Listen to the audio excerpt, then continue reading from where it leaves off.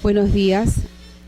Vamos a dar inicio al tema de precedentes de observancia obligatoria, aprobados por el Tribunal Registral de la Superintendencia Nacional de los Registros Públicos. Bien, ¿qué es un precedente o qué son los precedentes de observancia obligatoria?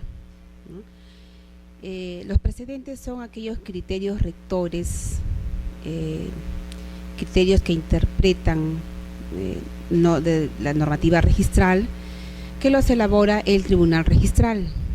Estos criterios rectores básicos deberán ser de todas maneras observados, advertidos por los operadores registrales,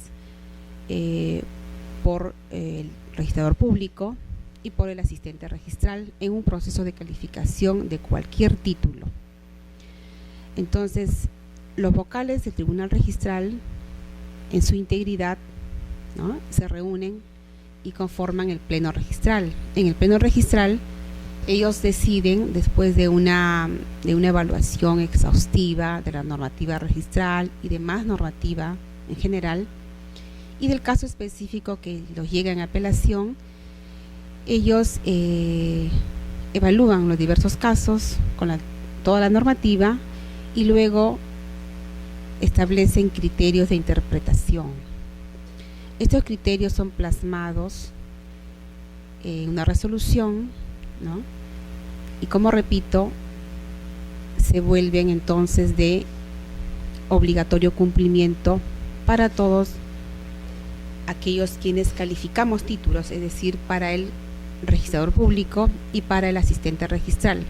Pero también no será el precedente de obligatorio cumplimiento para las demás personas, a todos aquellos que deseen o que pretendan lograr una inscripción en el registro. Por ejemplo, si un usuario cualquiera compra un inmueble, ¿no?, deberá tomar todas las precauciones del caso para lograr una inscripción, ¿no?, para que no se vea en algún momento afectado. Deberá recurrir al registro, tomar todas sus precauciones, pero a su vez deberá ingresar el título con todas las formalidades de ley, y si hubiese por ahí alguna duda, algún motivo que por ahí se piense que puede ser observado, entonces es necesario que recurra a los precedentes para poder aclarar esa duda y presentar el título sin un mayor problema y logre su inscripción. ¿Qué pasa, por ejemplo, si un registrador público califica negativamente un título? Es decir, lo observa o lo tacha, basado de repente en algún precedente de observancia obligatoria. Sucede entonces que el usuario puede no estar de acuerdo con esa observación efectuada por el registrador basado en un precedente de observancia obligatoria y decide de pronto apelar el título. Pero siendo un precedente de observancia obligatoria la base por la cual se observó el título, de hecho entonces que el tribunal va a confirmar esa observación. Esto quiere decir que el usuario, el que accede al registro, deberá tener en cuenta también todos estos precedentes de observancia obligatoria, ¿no? Son de obligatorio cumplimiento para todos aquellos quienes calificamos títulos, así como para el público en general que desee lograr una inscripción. Bien, decíamos que en los plenos registrales se aprueban estos precedentes y una serie de acuerdos más que el tribunal tiene como parte de sus funciones. El primer precedente aprobado por el Tribunal Registral en el primer pleno, quiero hacer la acotación en principio que estos precedentes los estoy señalando, que estoy desarrollando ahora, son solo aquellos relacionados con el registro de predios, porque sabemos que existen otros registros, ¿no?, de bienes muebles, el registro de personas naturales y jurídicas, el registro, de ahí no es un registro como vehicular, ¿no?, etcétera. Entonces, vamos a referirnos solamente al registro de predios. Los antecedentes relacionados con el registro de predios y aquellos principales precedentes, ¿no? Bien, un primer precedente señala con respecto a la anotación de la demanda. El título es Inadecuación de la anotación de demanda con el antecedente registral. Este precedente señala lo siguiente: cuando no exista coincidencia entre el titular registral y la parte demandada y no exista pronunciamiento judicial al respecto, no resulta entonces procedente la anotación de una demanda. Nosotros sabemos que en todo proceso judicial hay un proceso obviamente principal, ¿no? Que puede ser cualquier proceso de una obligación de dar suma de dinero, un otorgamiento de escritura pública, una nulidad de inscripción, una nulidad de acto jurídico, una ineficacia, etcétera. Entonces hay un proceso principal. Aquel actor en el proceso judicial que crea necesario solicitar al Poder Judicial se anote una demanda, por ejemplo, una medida cautelar en el registro, lo puede hacer, y para ello hay un proceso secundario, dependiente, ¿no?, del proceso principal. Entonces, el juez en su momento ordena la inscripción en el registro de predios de una medida cautelar, por ejemplo, una anotación de demanda, que es el caso. Pero ¿qué sucede cuando llega al registro ese parte judicial para anotar la demanda? Llega al registro y el registrador advierte que el titular registral, es decir, el propietario, quien aparece con derecho inscrito en el registro, no es la misma parte demandada. Por ejemplo, la parte demandada puede ser Juan Pérez. Entonces, nosotros tenemos la obligación de advertir esta discrepancia al juez, decirle: señor juez, existe esta situación, el titular registral no es la misma parte demandada, y por lo tanto señale usted lo que crea conveniente. Pero esto va a suceder siempre que en el mismo parte judicial no haya un pronunciamiento judicial expreso que diga, que señale el juez que el titular registral es otra persona, no es el demandado. Si el juez tiene conocimiento de esta situación, de que el titular registral no es la parte demandada, que son personas diferentes, pero que pese a ello el juez está ordenando la anotación de una demanda en el registro, porque seguro tiene certeza de que ese predio no es de propiedad del titular registral que aparece en el registro, sino es de propiedad de la parte demandada. Si esto es así, entonces con este pronunciamiento judicial basta, el registrador no tendrá que observar. Ahora, si es que no encuentra la claridad del caso, el registrador puede observar y puede decirle: señor juez, dígame usted y aclare con precisión esta discrepancia. El juez lo puede hacer en un mandato reiterativo y señalar pues que pese a ello él tiene certeza de que el inmueble es de propiedad del demandado y por tanto reitera el pedido de anotación de la demanda. Entonces, si esto es así, esa demanda, esa anotación sí resulta procedente. No va a resultar procedente si es que no hay un pronunciamiento judicial claro y expreso que señale esta situación o esta discrepancia entre el titular registral y la parte demandada. Entonces queda claro que es necesario, obligatoriamente necesario, que en el parte judicial exista ese pronunciamiento judicial expreso que señale esta discrepancia. Bien, esto es un primer precedente aprobado por el Tribunal Registral en su primer pleno, con relación al registro de predios, ¿no? Otro precedente está referido a la valoración judicial de la minuta. ¿Qué sucede? El tribunal ha establecido lo siguiente, ¿no?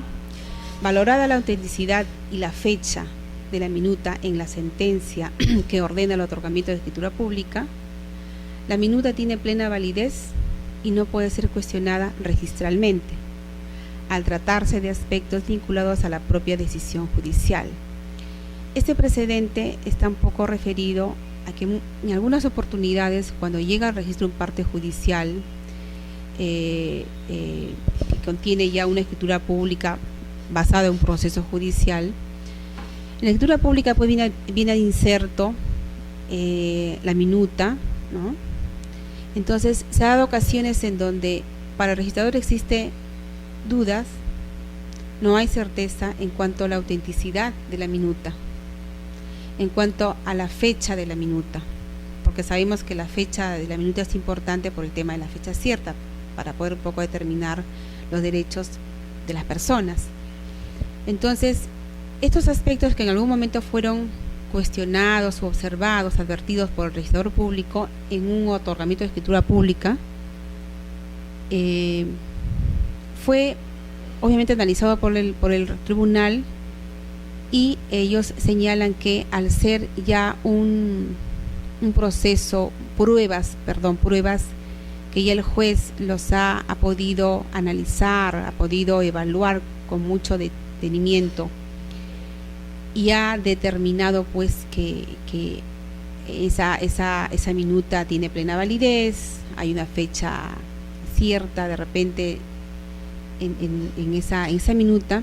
Entonces finalmente ha ordenado el otorgamiento de la escritura pública.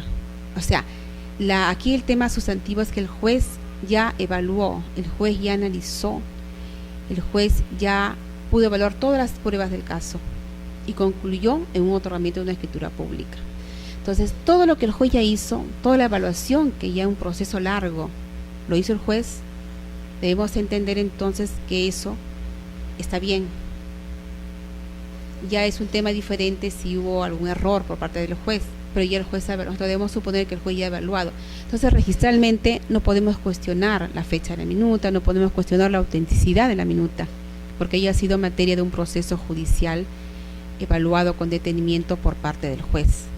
Aquí el tribunal dice eso por tratarse de aspectos vinculados a la propia decisión judicial, es decir, que el juez lo ha evaluado y ha determinado por el otorgamiento de la escritura pública, ¿no? Entonces, no puede ser cuestionado registralmente estos aspectos de la minuta. Otro precedente relativo a la anotación preventiva de resoluciones judiciales.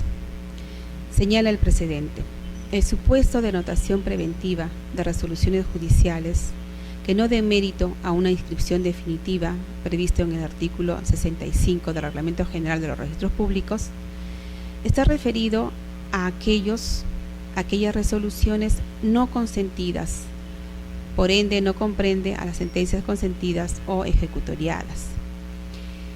El artículo 65 del Reglamento General de los Registros Públicos refiere a anotaciones preventivas. Hay varios supuestos. Uno de ellos son aquellas resoluciones, dice, que no dan mérito a una inscripción definitiva. Así señala el artículo 65. Esta resolución judicial que no da mérito a una inscripción definitiva puede ser anotado preventivamente. Pero entonces, ¿cuál es aquella resolución judicial que no da mérito a una inscripción definitiva? Son aquellas que no están consentidas. O sea, el tribunal ha precisado cuándo es que una resolución judicial no da mérito a una inscripción definitiva, porque hay casos en donde el usuario presenta un título, una resolución judicial, y quiere pues que se inscriba no definitivamente en el rubro que corresponda, por ejemplo en el rubro C, que es el rubro transferencias de dominio, por ejemplo. Entonces acá el registrador advierte que es una resolución judicial que no está consentida, ¿no? Al no estar consentida, es entonces posible de anotarlo preventivamente, de acuerdo con el artículo 65 del Reglamento General de los Registros Públicos. Es así como estas resoluciones judiciales que no están consentidas, ¿no? O no son sentencias consentidas o ejecutoriadas, al no ser sentencias firmes, estas son posibles solo de ser anotadas preventivamente en el registro público, en la subpartida registrada correspondiente, obviamente en el rubro D, que es el rubro de cargas y gravámenes, porque no da pie a una inscripción definitiva. Son aquellas que no están consentidas, no están ejecutoriadas, por tanto no son sentencias firmes. Estas se ha precisado que solo entonces serían pasibles de anotación preventiva en el rubro de la partida registral. Otro precedente aprobado por el tribunal es con relación a la caducidad de la medida cautelar. Aquí lo toco someramente porque tengo otros adicionales donde vamos a poder precisarlo con mejor detalle. Pero acá el precedente señala, ¿no? Para proceder a cancelar una medida cautelar anotada en el registro en virtud de lo dispuesto por el primer párrafo del artículo 625 del Código Procesal Civil, no es suficiente la presentación de la declaración jurada a que refiere el artículo 1 de la Ley 26639, sino que además deberá anexarse copia certificada por auxiliar jurisdiccional de la sentencia respectiva, así como de la resolución que la declara consentida o que acredita que ha quedado ejecutoriada, demostrativas del transcurso del plazo de caducidad de 2 años. Acá esta Ley 26639 está referida a la caducidad de las medidas cautelares, demás gravámenes, así como de hipotecas. En su momento lo vamos a ver con mayor detalle. Pero acá el artículo relacionado con el artículo 625 del Código Procesal Civil, que en el 2005 fue modificado, en su oportunidad señalaba pues que hay medidas cautelares que todas las medidas cautelares eran posibles de levantarse, tanto las otorgadas al amparo del Código Procesal Civil, el actual, como dictadas al amparo del Código de Procedimientos Civiles. Todas eran posibles. Y en esos casos podía levantarse o a los 5 años o a los 2 años de consentida o ejecutoriada la decisión que ampara en el proceso principal. Entonces, para estos casos, cuando uno quiere acogerse a los 2 años, se debía presentar además la resolución que declara consentida el proceso principal. Por ejemplo, si la resolución judicial que amparó la pretensión que se garantizaba con una medida cautelar, por ejemplo, quedó consentida el año 2000, se debían contar 2 años. Después de 2 años se entiende que ya se hablaba de la caducidad. Entonces, para acogerse a los 2 años, había que presentar la solicitud con todas las formalidades que establece la Ley 26639 y adicional a juntar copia certificada, ¿no?, por el auxiliar jurisdiccional de aquella resolución que quedó consentida ya 2 años. Entonces, es posible el levantamiento de estas medidas. Hoy en día solamente hablamos de la caducidad de medidas cautelares dispuestas al amparo del Código Procesal Civil, que después lo vamos a ver con mayor detalle. Bien, entonces otro precedente es el relativo a la acreditación de la calidad de bien propio. El artículo, la precedente dice: con la finalidad de enervar la presunción de bien social contenida en el artículo 1, en el inciso 1 del artículo 311 del Código Civil, e inscribir un bien inmueble con la calidad de bien propio, no es suficiente la declaración efectuada por el otro cónyuge, contenido en la escritura pública de compra-venta. Bien, este precedente está referido a la inscripción de un bien inmueble, de un predio, por ejemplo, con la calidad de propio, ¿no?, a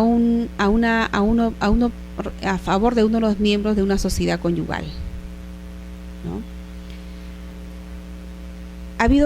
Hay muchos casos en donde llegan las escrituras públicas de compra-venta, por ejemplo, suscritas solo por un cónyuge o también por el otro, pero en donde se puede advertir que la compra-venta es solo a favor de un cónyuge y no del otro. El otro cónyuge lo que hace en muchos de los casos es participar o intervenir en la escritura pública para señalar que el bien que se adquiere es solo de la cónyuge, por ejemplo, y no de él, ¿no?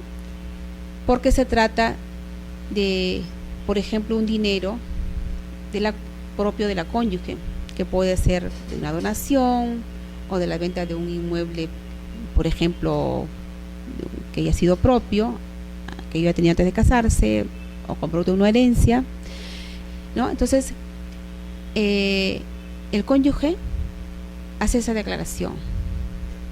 Eso es lo que usualmente sucede. Pero ¿qué sucede? El Tribunal Registral ha señalado que esa declaración no es suficiente, la declaración que señala el otro cónyuge, para finalmente inscribir una compraventa a favor de un solo cónyuge. No. Seguramente porque se puede pensar que puede estar por ahí evadiéndose alguna obligación y por tanto se quiere que se inscriba de repente a favor de uno de ellos. Hubo otros motivos. El tema es que la presunción que establece el código es que es un bien social. Todo lo que se adquiere dentro del matrimonio es un bien social. Esa es la presunción. Salvo por bien contrario, dice el Código Civil.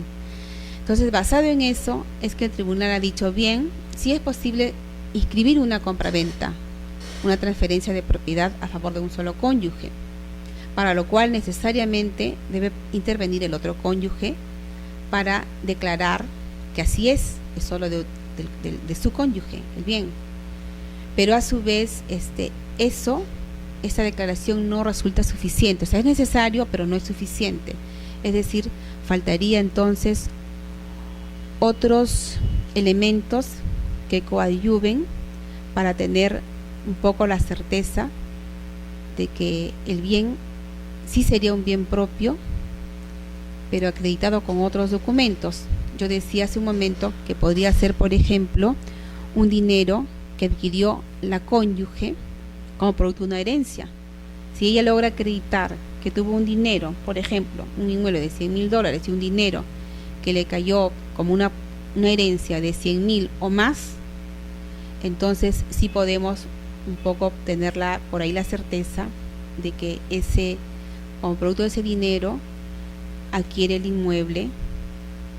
Entonces sería, se podría inscribir como bien propio, porque dinero adquirido producto de una herencia, o de repente ha transferido recientemente un inmueble que era un bien propio y con ese monto se está adquiriendo otro inmueble en este momento, ¿no? Entonces tenemos la intervención del cónyuge que señala lo mismo, más la acreditación pues de la venta de un inmueble anterior. Entonces, solo así se puede enervar la presunción de bien social. Así lo ha establecido el Tribunal Registral y así venimos operando nosotros los registradores públicos. Bien, entonces pasamos al siguiente precedente. Este otro precedente aprobado en el segundo pleno está referido a la identificación de la persona. Es muy importante identificar a las partes, ¿no? en un acto jurídico clásico, un acto jurídico de compraventa, cualquier acto de transferencia, por ejemplo, o cualquier otro acto que se quiera inscribir, por ejemplo, una rectificación de datos del titular, ¿no? Cualquier acto que exceda el registro, nosotros debemos identificar al titular registral, ¿no? Porque sobre él y sobre el previo donde va a haber la repercusión de los derechos o las modificaciones que puedan darse.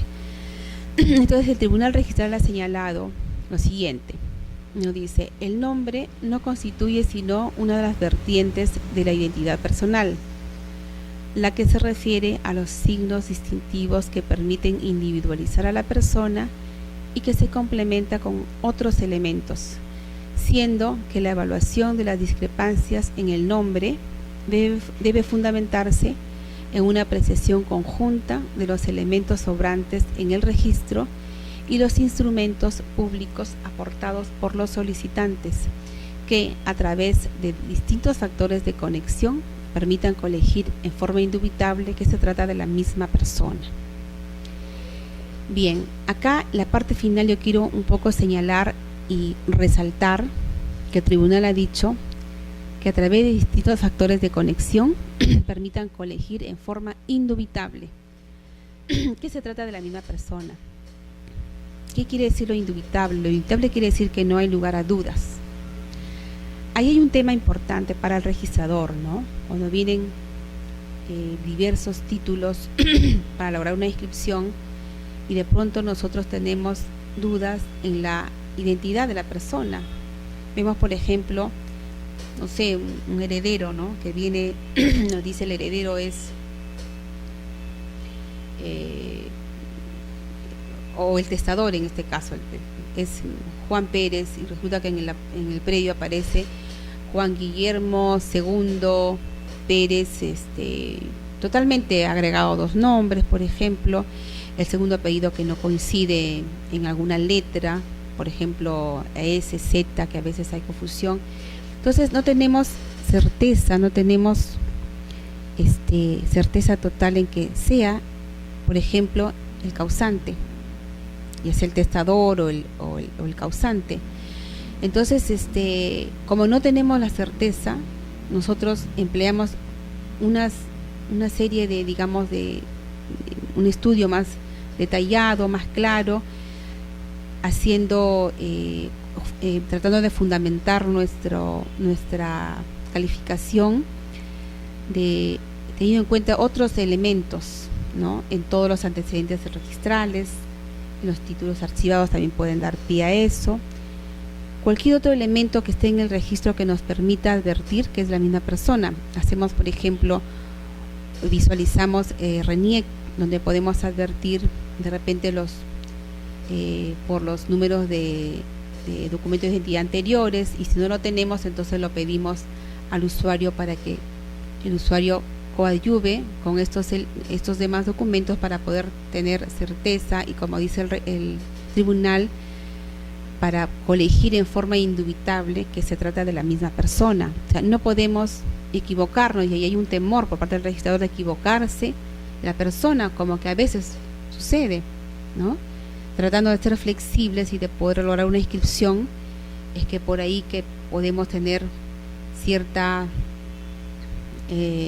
soltura en lo que es la calificación, pero tratando siempre de poder tener la mayor certeza para poder identificar a la persona plenamente, saber que el vendedor es el titular registral, saber que el causante es el titular registral, saber que aquel titular que quiere rectificar sus datos es el mismo, y que ahora me dice que no se llama Juan, sino se llama Lucho porque tiene su resolución judicial, por ejemplo, donde pretende cambiar el nombre. Habría que hacer una concatenación clara, precisa, de que en su momento fue Juan y que ahora es Lucho porque hay una resolución que lo cambia, y con los demás documentos que obran en RENIEC. Entonces el registrador público, en base a ello, estamos facultados para pedir todos los documentos que sean posibles. El usuario deberá juntarlos para lograr esa certeza y poder finalmente inscribir el título y el acto jurídico deseado por el usuario, ¿no? Bien. Otro precedente aprobado también en el segundo pleno registral es el relativo a la transferencia de inmueble gravado. A la transferencia de inmueble gravado. ¿Qué pasa? Acá el tribunal ha señalado, ¿no? Resulta procedente inscribir la transferencia de un inmueble afectado con medidas cautelares de embargos, aun cuando en el contrato de compra-venta no se haya hecho referencia a todos los gravámenes que contiene la partida registral respectiva, pues, de conformidad con lo prescrito en el artículo 2012 del Código Civil, se presume, sin admitirse prueba en contrario, que toda persona tiene conocimiento de las inscripciones. Bien, acá es muy importante porque el tribunal ha tomado en cuenta expresamente un principio registral muy importante, que es el principio de publicidad, contenido en el artículo 2012 del Código Civil.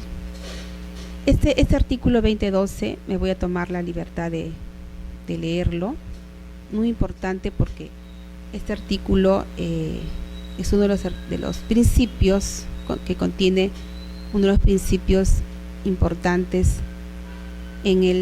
para el derecho registral. Este artículo, que refiere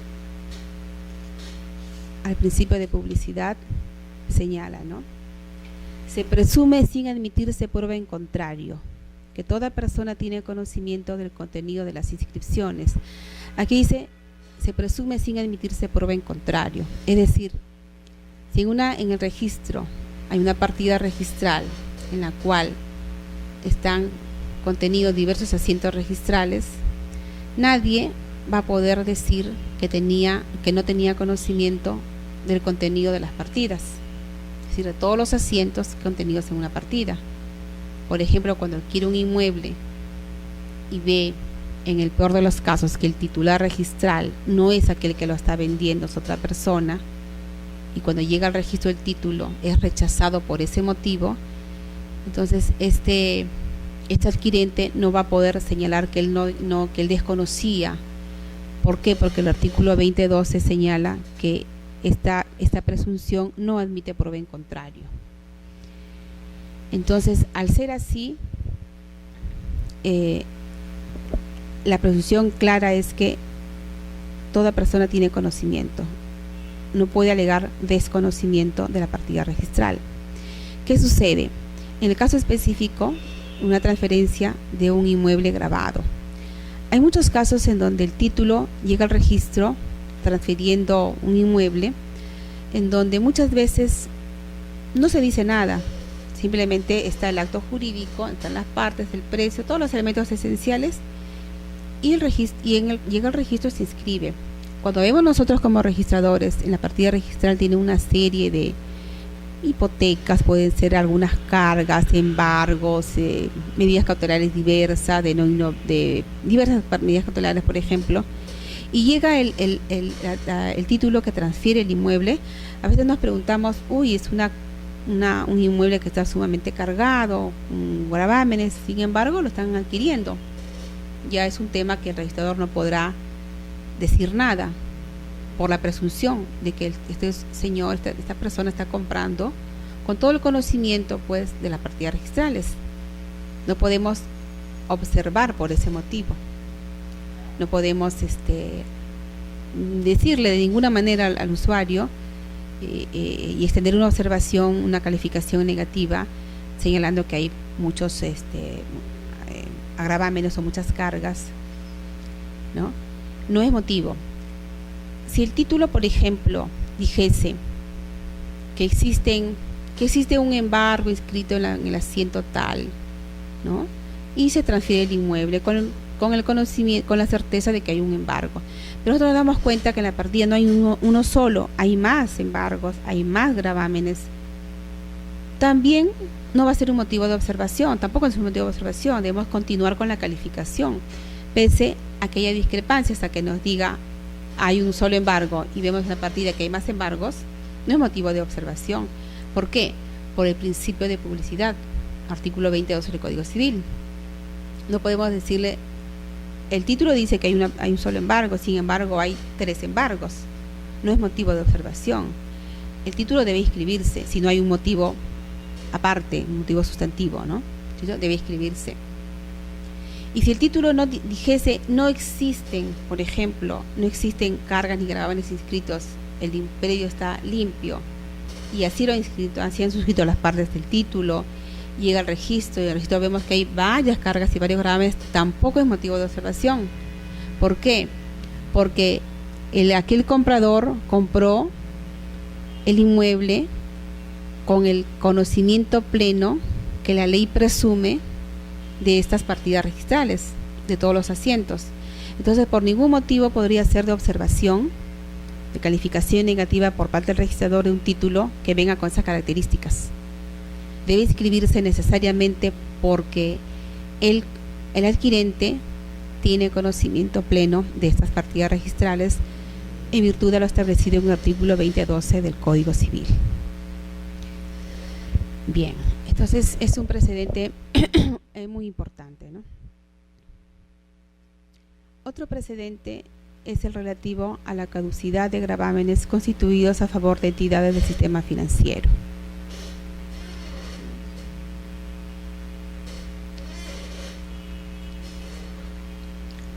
Este precedente dice, pueden cancelarse en mérito a la Ley 26639, los gravámenes cuyo plazo de caducidad se haya cumplido entre el 25 de septiembre de 1996, fecha de entrada en vigencia de la Ley 26639, y el 9 de diciembre de 1996, mismo año, fecha de publicación de la Ley 26.702, aun cuando hayan sido constituidas a favor de entidades del sistema financiero. ¿Qué sucede? Cuando se expide esta Ley 26.639, que es la ley que establece por los plazos de caducidad de medidas cautelares, ¿no? Y de demandas, de hipotecas y de otros gravámenes, fue expedida el 25 de septiembre de 1996, el día anterior, y entra en vigencia aquella fecha. Pero esta ley fue expedida en general para todos los casos, para todas las, por ejemplo, hipotecas constituidas a favor de cualquier persona natural o jurídica, ¿no? Etcétera. Entonces, en ese supuesto, el registrador público podría levantar todas las hipotecas, por ejemplo, extendidas a favor de cualquier persona natural o de cualquier persona jurídica, por ejemplo, a favor de un banco, a favor de una caja, etcétera, ¿no? Y así ha sucedido. Pero a los 2 meses y medio, esta ley es aclarada y modificada en el sentido de que no va a proceder para los casos en donde los acreedores son las entidades del sistema financiero. Entonces, esta ley de 26639 sobre plazo de caducidad a partir del 9 de diciembre de 1996 ya no resulta procedente para los casos en donde los acreedores son entidades del sistema financiero, por ejemplo un banco, ¿no? Entonces ya no podía levantarse a partir de esa fecha, no podría cancelarse una inscripción de una hipoteca, por ejemplo, extendida a favor de un banco por disposición expresa de la ley 26.702, ¿no? Que hace la modificación de esa parte en la que ya no podía ser entonces ya no podía aplicarse el plazo de caducidad para estos gravámenes a favor del sistema financiero, de entidades del sistema financiero. Sin embargo, en ese lapso, entre el 25 de septiembre del 96 hasta el 9 de diciembre del 96, todos los gravámenes que habrían cumplido con el plazo de caducidad sí pueden ser levantados, aún a la fecha. ¿Por qué? Porque en ese lapso entre el 25 de septiembre del 96 hasta el 9 de diciembre del 96 estaba vigente la ley. Vigente, se cumple el plazo y se puede levantar. Si el plazo se cumple después ya del 9 de diciembre, entonces ya no resulta procedente. Pero todos los que se cumplieron en ese interín, sí es posible levantar una hipoteca constituida a favor del sistema financiero. Entonces hay un plazo corto de 2 meses y medio aproximadamente en donde sí resulta procedente. O sea, puede cancelarse en virtud de la ley 26639, ¿no? Y no así pues las que se cumplan después de la fecha de la modificación de la ley 26.702, que aclara, que precisa este hecho, ¿no? De que no podrá ser con relación a las entidades del sistema financiero. Bien. Otro precedente es relativo a la inmatriculación de predio adjudicado judicialmente. El precedente señala: procede la inscripción de primera de dominio de un predio adjudicado judicialmente dentro de un proceso de remate, sin necesidad que el título tenga la antigüedad de 5 años ininterrumpidos, señalada en el artículo 2018 del Código Civil. El artículo 2018 del Código Civil está referido a la primera inscripción de dominio, conocida como inmatriculación, ¿no? dice que para la primera inscripción de dominio se debe exhibir títulos por un periodo ininterrumpido de 5 años o en su defecto títulos supletorios. Si el usuario presenta un título para lograr una inscripción primera, o sea, una inmatriculación de un inmueble, normalmente se le debe solicitar que ese título tenga una antigüedad de 5 años, ininterrumpidamente. Si son un conjunto de títulos o uno solo, deberá cumplir la antigüedad de 5 años para lograr una primera inscripción, ¿no? Sin embargo, el tribunal ha dicho que en los casos de inmatriculaciones que provenga de un periodo adjudicado judicialmente dentro de un proceso de remate, ¿no? Hay procesos de remate donde hay predios inscritos y predios aún no inscritos, o sea, sin partida registral. El juez muy bien puede proceder a un remate. Si ello es así, en un caso de un predio adjudicado judicialmente por un proceso de remate, entonces el título, a pesar de que no tenga, se hace parte judicial, a pesar de que no tenga la antigüedad de 5 años, muy bien puede acceder al registro y lograr su inscripción. Puede el título, la norma no señala, el presente no señala, pero puede tener meses, 1 año, 2 años, etcétera. No puede cumplir la antigüedad de 5 años, no necesariamente, y ese título, esa primera inscripción, sí puede efectuarse en el registro, ¿no?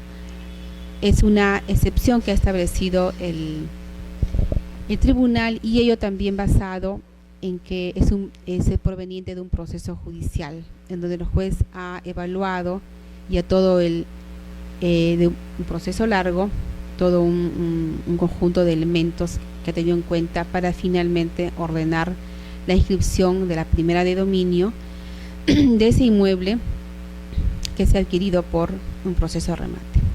Entonces, los 5 años no van a ser exigidos por el registrador público en esos casos de primera inscripción de dominio de un predio adjudicado judicialmente por remate, ¿no?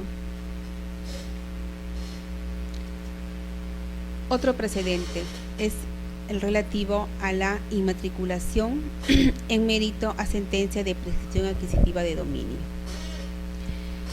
Así como en la resolución, en el precedente anterior, tratándose de una inmatriculación de un periodo adjudicado judicialmente, acá el caso es de la inmatriculación en mérito a una sentencia de prescripción adquisitiva de dominio.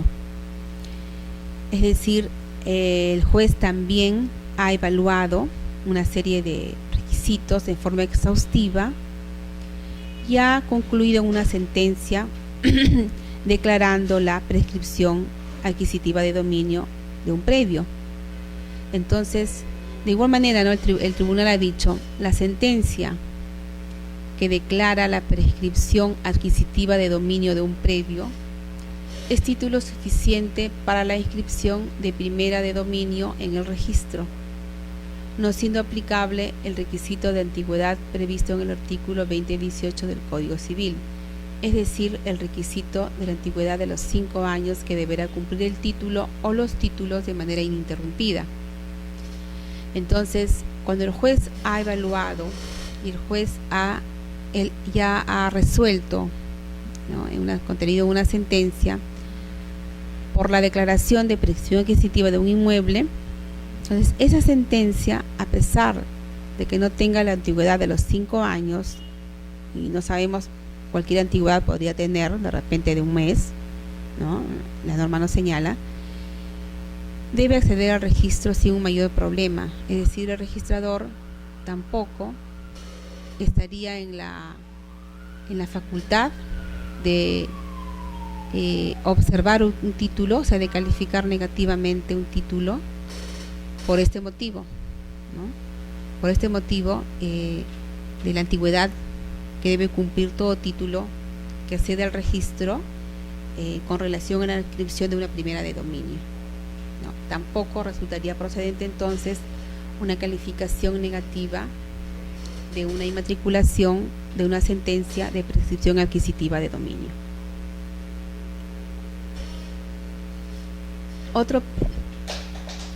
Otro precedente es con relación a la inaplicación de la ley 26.639 a embargos penales. Bueno, acá el Tribunal Registral ha determinado, pues, en base principalmente a una interpretación histórica y sistemática de la norma, dicho el tribunal. ¿Qué pasa? El tribunal ha resuelto como precedente y señala inaplicación de la ley 26.639 a embargos penales, ¿no? Los asientos extendidos en el registro con motivo de embargos trabados en procesos penales no pueden ser cancelados alegando su caducidad al amparo de la ley 26.639 y el artículo 625 del Código Procesal Civil, por cuanto el ámbito de aplicación de estas normas excluye a los embargos penales. Dice, ello se deduce de una interpretación histórica y sistemática de la norma. Nosotros sabemos que la ley 26.639, que lo venimos comentando, es la ley que establece los plazos de caducidad para lo que son medidas cautelares, o sea, embargos, anulaciones de demanda, incluso para hipotecas y cualquier otras resoluciones que el juez considere, ¿no? Y hay plazos de caducidad. Pero ¿qué sucede? Específicamente el tribunal ha determinado, después de un análisis, que esta ley 26.639 no resulta de aplicación para aquellos embargos penales, es decir, solo para embargos procedentes de procesos civiles y coactivos, por ejemplo, ¿no? Bueno, el tema es que está excluyendo expresamente a embargos penales.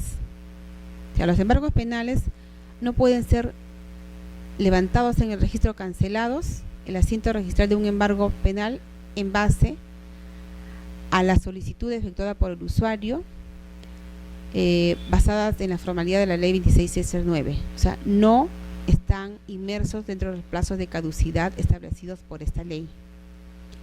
Así lo ha establecido el tribunal, y un poco amparados en que esta ley se basa en el artículo 625 del Código Procesal Civil, ¿no? Un poco relacionado a procesos civiles y por la misma naturaleza de un proceso penal, en donde aquí no hay acuerdo de partes, no hay nada, simplemente hay pues un delito cometido y por tanto hay una medida cautelar que se inscribe un poco para la reparación, ¿no? Entonces, de repente, por estas consideraciones y el análisis histórico y sistemático de la norma, es que el tribunal concluyó que no resulta aplicable la ley 26.639 a embargos penales. Es decir, que los embargos penales a ellos no se les aplica el plazo de caducidad, no pueden ser cancelados por este motivo basados en esta ley 26.639. Lo que sí resultaría procedente para otros casos que no sean embargos penales, como por ejemplo los provenientes del proceso judicial civil, los provenientes de procesos coactivos, por ejemplo, que sí resultan procedentes su cancelación, ¿no? Y no así de embargos penales. Bien. Otro precedente es con relación a la caducidad de medidas cautelares dictada en procedimiento coactivo. Lo leo grosso modo para posteriormente tengo otros precedentes un poco relacionados con este mismo precedente, y dice: la caducidad de medidas cautelares dictada en procedimiento coactivo a las medidas cautelares dispuestas en el procedimiento coactivo únicamente se les aplica el plazo de caducidad de 5 años a que se refiere el segundo párrafo del artículo 625 del Código Procesal Civil. O sea, el 625 del Código Procesal Civil hacía referencia pues a los 2 años, ¿no? Y a los 5 años para lograr una cancelación de los embargos, por ejemplo. A los 2 años, decíamos, con una sentencia que esté consentida, la sentencia del proceso principal consentida, pasa 2 años y uno puede acreditar con esa sentencia y lograr un levantamiento a los 2 años de esa consentida. El segundo párrafo era referente a que todas deberán cumplir el plazo de 5 años. Muy bien, para las medidas cautelares dispuestas por un procedimiento coactivo, sabemos nosotros que no existe un proceso principal, como si en un proceso judicial existe, ¿no? Existe un proceso judicial principal, un proceso secundario, independiente, ¿no? del primero, que es el proceso cautelar. En el proceso coactivo no existe un parecido, simplemente que en un proceso coactivo el juez, el ejecutor coactivo solicita, ¿no? la anotación de una demanda, de un embargo, de repente por deudas existentes, ¿no? etcétera, en donde no va a haber una resolución de un proceso principal, como si sucede en un proceso judicial normal. Entonces, como eso no es así, no va a haber una sentencia que esté consentida y habría que pasar 2 años para acreditar, no es lo mismo. Entonces, solamente va a resultar aplicable en estos casos el plazo de caducidad de 5 años, a que se refería el artículo 625 del Código Procesal Civil, ¿no?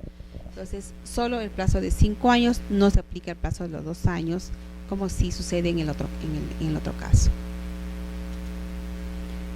Bien, reactualización de medidas cautelares. El tribunal dice que no procede la reactualización de las medidas cautelares inscritas cuando a la fecha del asiento de presentación del título que la solicita ha transcurrido el plazo de caducidad de 5 años, a que refiere el segundo párrafo del 625 del Código Procesal Civil. Entonces, el 625 del Código Procesal Civil hace referencia al plazo del segundo año, de los 5 años en el segundo párrafo, ¿no? Para la caducidad de las medidas cautelares.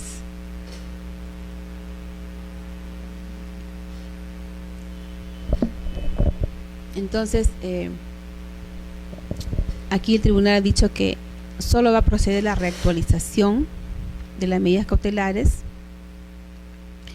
cuando a la fecha de presentación del título ha transcurrido el plazo de caducidad de 5 años. Entonces, en esos casos, cuando ya, digamos, la medida cautelar ya caducó, o sea, ya cumplió con el plazo de caducidad de 5 años, entonces esa reactualización, esa renovación de esa medida cautelar no va a resultar procedente, ¿no?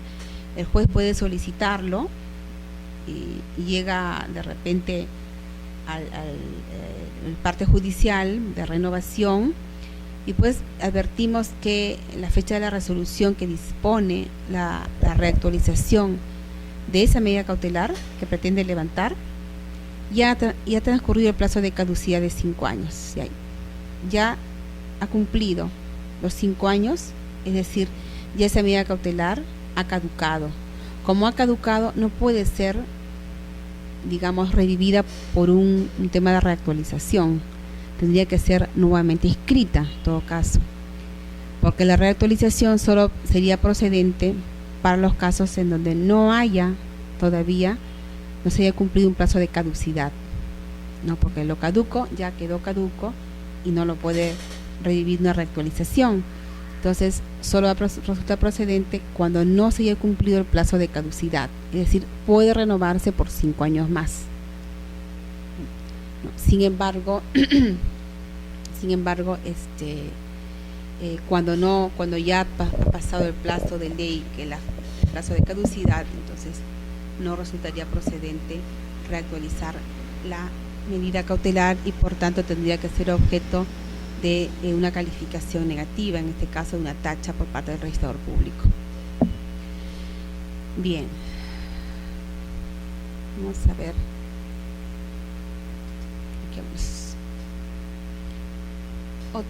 Otro precedente aprobado en el cuarto pleno, referido a la causal de extinción de hipoteca. El artículo señala, la precedente señala que el artículo 3 de la ley 26639 ha introducido una nueva causal de extinción de la hipoteca, adicional a las señaladas en el artículo 1122 del Código Civil. Si nosotros vamos al artículo 1122 del Código Civil, aquí podemos ver cuáles son los motivos o las causales de extinción de la hipoteca. Entonces, el Código Civil nos dice que hay varios motivos de extinción de la hipoteca. Otro pequeño ya. Dice, la hipoteca se acaba por 1. Extinción de la obligación que garantiza. Cuando no hay obligación, se termina la hipoteca, se extingue y puede entonces levantarse por este motivo en el registro público, cancelarse la hipoteca. Por anulación, rescisión o resolución de dicha obligación. También ya se rescindió, se resolvió, se anuló. Por renuncia escrita del acreedor. También llega un documento de una renuncia vía escritura pública. Renunció el acreedor y por tanto se levanta la hipoteca. Por destrucción total del inmueble. También hubo una catástrofe, se destruyó, entonces la hipoteca se extingue. Y también por consolidación, cuando llega a ser el mismo, digamos, el acreedor, el mismo deudor, el mismo propietario del inmueble. Pero entonces, el artículo 3 de la ley 26.639, al señalar los casos de caducidad de medidas cautelares, caducidad de hipotecas y de gravámenes, el tribunal ha establecido, perdón, acá está, ¿qué dice acá?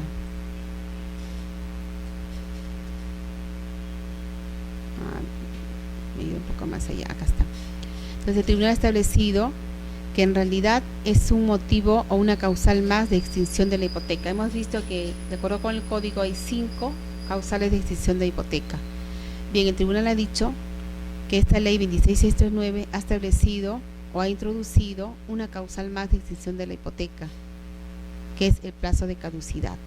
Entonces, por el plazo de caducidad caduca la hipoteca, pasó el plazo establecido por ley y por tanto también es una causal más de extinción de la hipoteca, ¿no? Como un agregado a este artículo 1122 del Código Civil, de tal modo que al registro accederán los títulos basados en cualquiera de las 6 causales de extinción de hipoteca, la caducidad o los otros 5 que establece el Código Civil. Ya, bien, entonces con esto estamos terminando la primera sesión y continuamos próximamente con la segunda. Gracias.